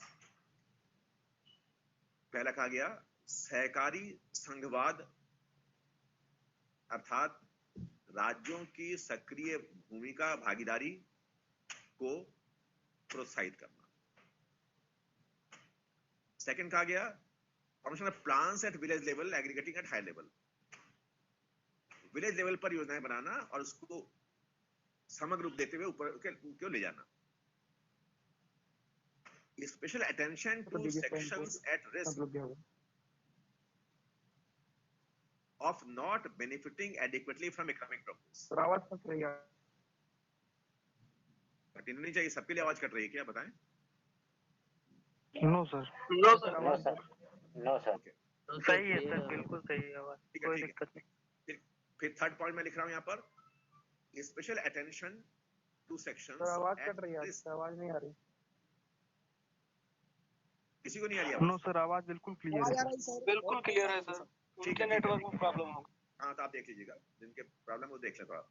फिर मैंने लिखा है कि special attention two sections at risk of not benefiting adequately from economic progress. उन समूहों पर विशेष ध्यान देना जो आर्थिक प्रगति से पर्याप्त लाभान्वित नहीं हो सके। फिर नेक्स्ट पॉइंट लिखा है economic policy that incorporates national security interest. अभी मैं चर्चा कर रहा था इसमें, यानी एक ऐसी आर्थिक नीति तैयार करना जिसमें राष्ट्रीय सुरक्षा हितों को शामिल किया जाए। फीडबैक एग्जांपल देखिए सर इसका सर। हाँ सर ये दूसरा पॉइंट इकोनॉमिक पॉलिसी दैट, जो अभी पॉइंट बोला मैंने, economic policy that incorporates national security interest, ये वाली पूछ रहे बात अभी है। हाँ सर यही पूछ रहे हैं सर, इसको एक्सप्लोर कर दीजिए थोड़ा। यानी जब हम आर्थिक नीतियां बनाए तो मैंने यही तो कहा था कि जो बड़ा मेजर चेंज है प्लानिंग कमीशन और नीति आयोग में, प्लानिंग कमीशन के सामने जो बिजनेस रूल्स थे उसमें नेशनल सिक्योरिटी या डिफेंस सेक्टर नहीं था। लेकिन नीति आयोग के लिए जो आपके बिजनेस रूल्स हैं उसमें मैंने अभी लास्ट पॉइंट पे भी बात की थी आपसे अभी डिफेंस सेक्टर है, डिफेंस सेक्टर पर उसको शामिल करना जो आपके सामने है। उसमें से फोर्थ पॉइंट देखिए, to ensure on area that is specially refer to it that are international security, उसमें इकोनॉमिक पॉलिसी को लिंक करना। इस पे मैं और अभी आ रहा हूँ आगे भी। पहले मैं हल्के पॉइंट पढ़ते थे कि कभी ऑब्जेक्टिव आ रहे तो लिख सके ऑब्जेक्टिव्स क्या क्या। फिर आपने कहा कि feedback for constant innovative improvements, जो भी नवाचार के सुधार हैं उस पर लगातार राय मशविरा फीडबैक हासिल करना। Partnership with national international think tanks, साथ ही साथ राष्ट्रीय व अंतर्राष्ट्रीय बौद्धिक समूहों संस्थाओं के साथ भागीदारी भी करना। Creating a knowledge innovation and entrepreneurial support system, साथ ही साथ एक ज्ञान, नवाचार तथा उद्यमिता सहायक प्रणाली को भी निर्मित करना। Platform for resolution of inter sectoral and inter departmental issues, अंतर क्षेत्रीय व अंतर विभागीय मुद्दों पर उनको समाधान करना। State of art resource centre for research on good governance, सुशासन पर अनुसंधान के लिए एक नए केंद्र के रूप में स्थापित करना। And focus on technology upgradation and capacity building, तकनीकी उन्नयन व क्षमता निर्माण पर ध्यान केंद्रित करना। Sir, please explain the term think tank, sir, once more. Think tank का मतलब ये होता है कि जब कोई संस्था किसी क्षेत्र विशेष पर निरंतर ध्यान देती है, विचार विमर्श करती है, नई बातें उजागर करती हैं, उसे कहते हैं थिंक टैंक। बौद्धिक समूह, बौद्धिक आधार देने वाली संस्था किसी क्षेत्र में हो सकती है। किसी भी पर्टिकुलर उद्देश्य पर समर्पित कोई संस्था जो लगातार उस क्षेत्र के समस्याओं का, आंकड़ों का अध्ययन करती हो, सुझाव देती हो, नई नीतियों को प्रकाश में लाती हो, that is called a think tank.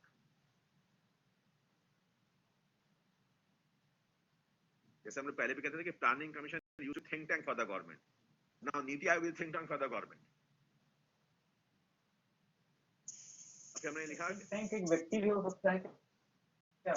व्यक्ति नहीं होता, थिंक टैंक संस्थाओं की बात हम करें, नॉट व्यक्ति। व्यक्ति थिंकर होता, थिंक टैंक नहीं होगा। अब लिखा है partnership with national international think tanks. अब देखिए, जब ये नीति आयोग बना तो नीति आयोग ने इस बात के लिए दो संस्थाओं से, पहली संस्था UIDAI, unique identification authority of India, यानी आधार कार्ड वाली संस्था UIDAI, और दूसरा NILERD, NILED, that is National Institute of Labor Economics Research and Development, National Institute of Labor Economics Research and Development, श्रम अर्थशास्त्र अनुसंधान व विकास। तो इन दोनों संस्थाओं के साथ इसने पार्टनरशिप की, एक UIDAI, unique identification authority of India के साथ, और एक NILERD के साथ, ताकि इनके साथ मिलकर प्रोग्राम को चिन्हित करने, मॉनिटरिंग करने, इफेक्टिव बनाने UID के साथ, और NILED के साथ, कि ताकि हम श्रम की समस्याओं और रोजगार सृजन में काम कर सके। That was NITI Aayog partnership with these two bodies for improvement। बात समझ में आई कि नहीं बताएं?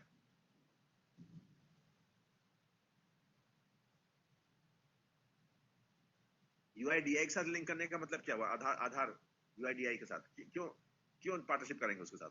क्या उद्देश्य है? ताकि सर श्रमिकों को चिन्हित किया जा सके। नहीं, UIDAI के साथ NILED तो अलग है। UIDAI के पास देखिए, तमाम हमारे डायरेक्ट बेनिफिट स्कीम्स हैं, डायरेक्ट कैश पेमेंट स्कीम्स हैं, ताकि हम उन समूहों को चिन्हित कर सकें इफेक्टिवली जिनके लिए वो योजनाएं हैं, और लीकेजेस को, रिसाव को या त्रुटियों को रोका जा सके। दैट इज बेसिकली UIDAI का काम। मतलब एक एग्जांपल दे रहा हूं। और NILED का काम, ताकि आप श्रम आधारित गतिविधियों को प्रोत्साहित कर सके, रोजगार सृजन कर सके, और श्रमिकों की भागीदारी प्रोडक्टिव एम्प्लॉयमेंट में कैसे बढ़ाई जा सकती है, इसकी बात कर सके। That was the NILERD। National institute of labour economic research and development. अभी तो मैंने एग्जांपल दे दिया आपको, ये पार्टनरशिप किस प्रकार की है उसकी बात मैं कर रहा हूँ। Okay, it is okay okay. अब इसके 3 स्ट्रक्चर हैं, governing council, regional council and organisation system. जो फुल टाइम ऑर्गेनाइजेशन सिस्टम है, it is just like planning commission. मैं इसको अगले हिस्से में दिखा रहा हूं आपको। उसके साथ 2 सिस्टम और हैं, गवर्निंग काउंसिल जिसमें all state chief ministers and lieutenant governor union territories, जिसमें सभी मुख्यमंत्री होंगे और साथ साथ लेफ्टिनेंट गवर्नर यूनियन टेरिटरीज भी होंगे। और थर्ड है आपका रीजनल काउंसिल, किसी विशेष उद्देश्य पर बनाया जाएगा, जो किसी विशेष कार्य के लिए या किसी विशेष क्षेत्र विशेष के लिए महत्वपूर्ण। तो जहां फुल टाइम ऑर्गेनाइजेशन स्ट्रक्चर और गवर्निंग काउंसिल ये दोनों परमानेंट हैं, रीजनल काउंसिल एक टेम्पररी या एडहॉक बेसिस पर बनाने वाले परिषद है, क्षेत्रीय परिषद। इतने में बात समझ में आ रही कि नहीं? कोई एनी डाउट इस पार्ट? No sir. ठीक है, अब 5 मिनट 10 मिनट और देख लें। जिस पहला था फुल टाइम ऑर्गेनाइजेशन सिस्टम, तो ये आपका फुल टाइम फ्रेमवर्क है। Chairman again the prime minister, जैसा पहले प्लानिंग कमीशन हुआ करता था, एक्स ऑफिशियो। वाइस चेयरमैन आपके सामने नाम लिखा हुआ है, जो पहले डिप्टी चेयरमैन का पद था, that is renamed as vice chairman, equivalent to union cabinet minister. Then we have full time members. तीनों नाम लिखे हैं मैंने आपके सामने और तीनों का कार्यक्षेत्र भी लिखा हुआ है। ये पहला नाम है फुल टाइम मेंबर्स में, doctor V K Saraswat. He is former director of defence research and development organisation, DRDO. आप सब डीआरडीओ के बारे में जानते हैं, कल भी आप बातें कर रहे थे। तो डीआरडीओ के फॉर्मर डायरेक्टर को रखा गया। क्यों रखा गया बताइए अब? ये साइंस के क्षेत्र में ताकि सर, यस सर, नवाचार के क्षेत्र में। नवाचार नहीं, डिफेंस के सेक्टर में। डिफेंस है, यही तो चेंज किया मेजर आपने अभी लिखा था। मैं इसी पर इतना हाईलाइट कर रहा था कल से, to incorporate defence sector also in economic policy. A full time member doctor V K Saraswat, who is the former director of defense research and development organization, he has been included as a member of the NITI Aayog. तो defence policy बनाएगा, मतलब NITI Aayog defence policy बनाएगा। अभी आगे बात कर रहे हैं बेटा, बात कर रहे हैं। पहले एक एक करके आगे बढ़िए, सीधे आगे भागते तो मजा नहीं आता ना। फिर जोड़ते रहिए तो मजा आएगा समझने में आपको। मैं पहले ये हाईलाइट कर रहा था कि प्लानिंग कमीशन में कहीं पर डिफेंस सेक्टर नहीं था। अब defence sector is integral part of the strategy, and that is why to promote defence sector now we have doctor V K Saraswat, former director of DRDO, which is the apex body. उनको शामिल किया गया है as a full time member, ताकि जब भी आर्थिक नीतियां रणनीतियां हम तय करें उसमें डिफेंस के इनपुट जरूर शामिल करें। Then we have professor Ramesh Chand, who is agriculture economist, कृषि क्षेत्र से। विनोद कुमार पॉल, मेडिकल प्रैक्टिशनर हैं, जिनका आप अक्सर देखते हो। इधर बहुत सारे न्यूज में आए जब कोविड टाइम में विनोद कुमार पर बहुत चर्चा हुई थी, बहुत सारी जगह आपने देखा होगा। एक हेल्थ, एक एग्रीकल्चर और एक डिफेंस, ये 3 आप फुल टाइम मेंबर्स हैं। देन एक्स ऑफिशियल मेंबर, इसमें आपके यूनियन मिनिस्टर्स हैं, नाम आप सामने लिखे हुए हैं। 4 एक्स ऑफिशियल मेंबर्स हैं। फुल टाइम मेंबर्स का मतलब क्या होता है? Full time member, full time members का मतलब है कि the members who are not ministers, who are appointed full time means till they continue with the prime minister, because all members and vice chairman are appointed by the prime minister. जब तक प्रधानमंत्री हैं तब तक वो पूर्णकालिक जबकि जब आप लिखा एक्स ऑफिशियल मेंबर्स, वो पूर्णकालिक नहीं है, because they are full time union ministers. वो यहाँ केवल एक्स ऑफिशियो हैसियत से जुड़ते हैं नीति आयोग के साथ। पदेन सदस्य नहीं है, पदेन है, और फुल टाइम मतलब पूर्णकालिक सदस्य है। यानी वो पूर्णकालिक केवल यही काम कर रहे हैं, member planning commission, NITI Aayog. They are not having any other work. बात समझ में कि फुल टाइम मतलब क्या है? Yes sir. ये बात, ऐसी बात हमने पहले प्लानिंग कमीशन में देखा था कि फुल टाइम मेंबर्स, हम लिखा था कि members are not full time. जो मिनिस्टर्स थे लगभग वैसा ढांचा तो यहाँ पर भी है। And then we have special invitees, विशेष आमंत्रित सदस्य, नाम लिखे हुए हैं। Again all members, again all ministers. And then we have chief executive officer Amitabh Kant. This is in brief the full-time organizational framework of Niti Aayog.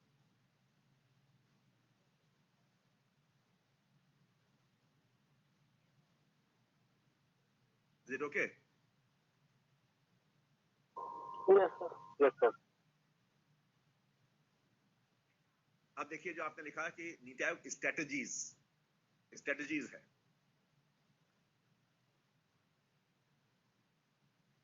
NITI Aayog ने 3 अलग अलग समय अवधियों की स्ट्रेटजी बनाई है। अब देखिए सब लिखा है, instead of a single 5-year plan for the country, will have 3 different working plans spread over 3 different time periods. बजाय एक अकेली पंचवर्षीय योजना के देश में 3 अलग अलग कार्य योजनाएं होंगी जो 3 अलग अलग समय अवधि से जुड़ी हुई है। आप देखिए लिखा है 15 years विजन, 15 वर्षीय दृष्टिकोण, 7-year स्ट्रेटजी, 7 वर्षीय रणनीति, एंड 3-year एक्शन एजेंडा, और 3 वर्षीय कार्य सूची।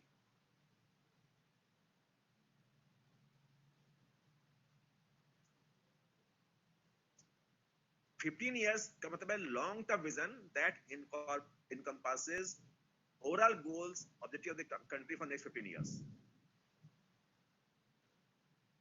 अर्थात जब ये शुरू किया गया, जब 2017 में आपका प्लान खत्म होता है 12 प्लान, और तब से शुरू किया कि अगला 15 साल क्या होगा। तो 5 प्लान तो खत्म हो गया, तो उन्होंने कहा कि अब 2017 से 32 तक 15 इयर्स में हमारा ओवरऑल गोल और ऑब्जेक्टिव्स क्या होंगे। उसमें लिखा है it combines national socio economic goals, इसमें राष्ट्रीय सामाजिक आर्थिक उद्देश्यों को क्या करें। मैं सुन नहीं पा रहा क्या बोल रहे हैं। विजिबल नहीं है क्या आपको, दिखाई दे रहा है? स्क्रीन नहीं शो हो रहा है। हो रहा है सर, हो रहा है सर, शो हो रहा है सर। सही, अब क्या कहा सर हो रहा है, तो हो रहा है सर। चलिए ठीक है ठीक है ठीक है, चलिए हम इसी पे खत्म कर रहे हैं, फिर आगे बात और करेंगे इस बात में हम लोग।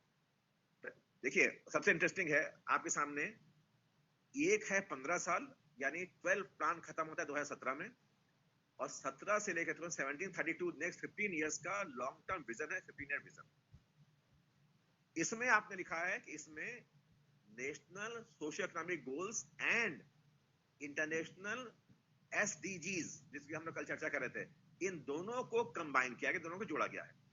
Because SDGs are up to 2030, तो SDGs को भी शामिल किया गया इसमें, और साथ साथ अपने नेशनल गोल्स को भी शामिल किया गया।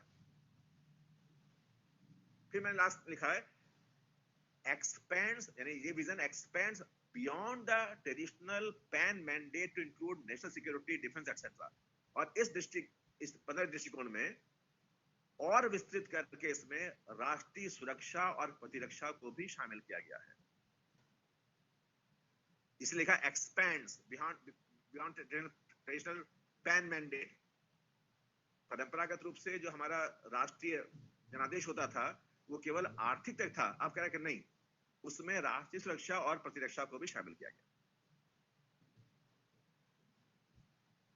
अब जो 15 साल का दृष्टिकोण है उसे फिर बांटा गया 2 हिस्सों में, अगला है 7 ईयर स्ट्रेटजी, यानी ये मीडियम टर्म स्ट्रेटजी है which lays the road map for development for next 7 years, यानी 17 से लेके 32, 1732 उसको 2 से बांट दिया, one is 1724 and next is up to 32, एक 7 साल एक 6 साल,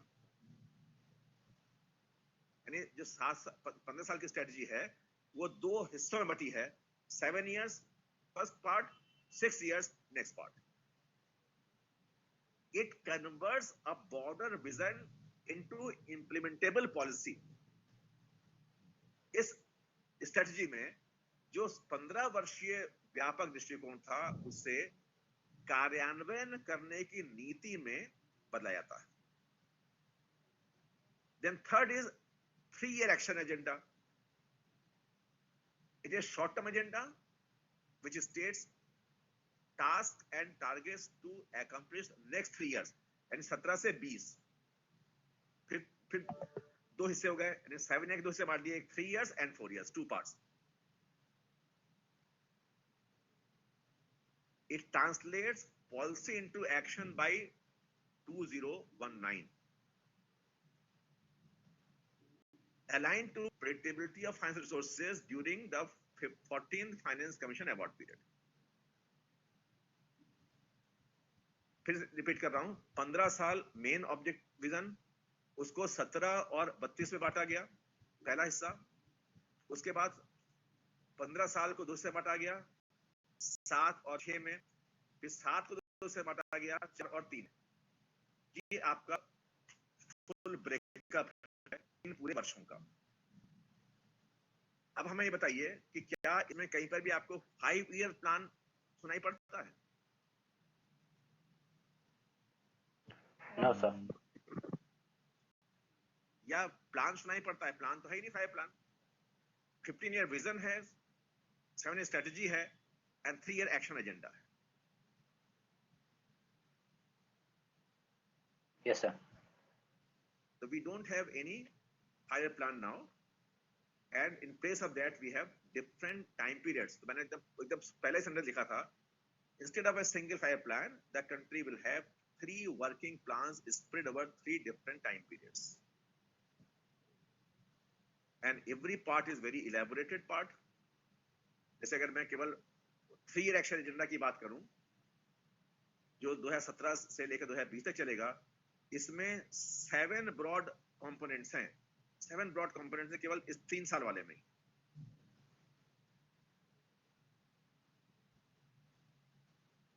आई होप बहुत बड़ा हो जाएगा ये. देन वी हैव अगला हिस्सा आएगा study for new India at 75. ये again document release by the NITI Aayog in November 2018.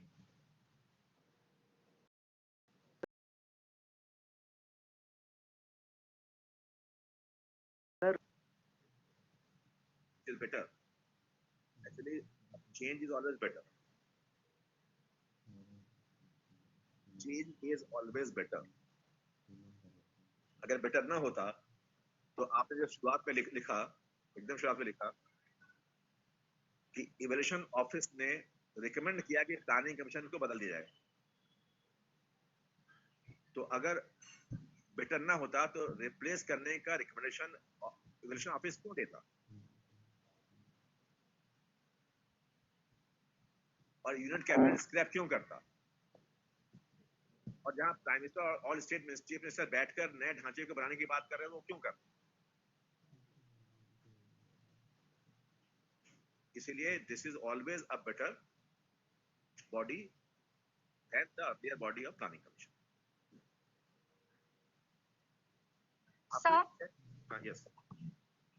Sir जो मेंबर्स की रिक्रूटमेंट होती है तो वो प्राइम मिनिस्टर करते हैं. इसका मतलब क्या हर जैसी गवर्नमेंट चेंज होगी हर 5 इयर्स में मेंबर्स भी चेंज होंगे? केवल 5 साल में ही बात क्यों कर रहे हैं? अगर मान लीजिए, इसको यूं समझाऊं मैं आपको,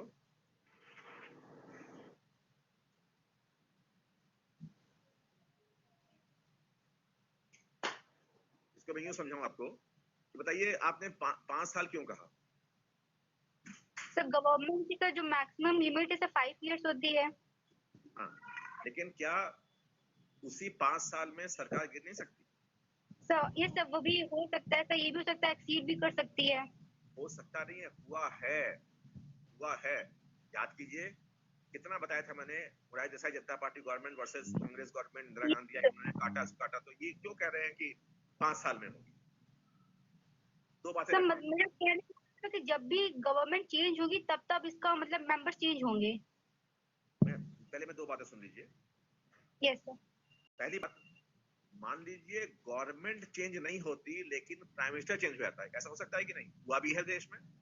यस सर। सरकार उसी दल की या उसी समूह की है लेकिन प्रधानमंत्री बदल गए। तो कई बार ऐसा हुआ कि नहीं? Yes sir. Yes sir. Nehru का निधन हो गया, इंदिरा गांधी शास्त्री का निधन हो गया, लेकिन सरकार प्रधानमंत्री बदलेंगे तो एक ट्रेडिशनल ये होता है कि सभी मेंबर्स तुरंत अपना त्याग पत्र देते ताकि नया प्रधानमंत्री आकर अपने नए विचारों से अपना नया ढांचा तय करे। पहली बात आई नंबर 1। लेकिन जब सरकार बदलेगी तब तो सभी लोग बदल ही जाएंगे, क्योंकि इन सब की नियुक्ति from vice chairman to all the members, ये सभी तो प्रधानमंत्री नियुक्त करेंगे इनको। जब सरकार बदल गई तो जाहिर सी बात है चेयरमैन बदल जाएंगे, जब चेयरमैन बदल जाएंगे तो सारे मेंबर बदल जाएंगे।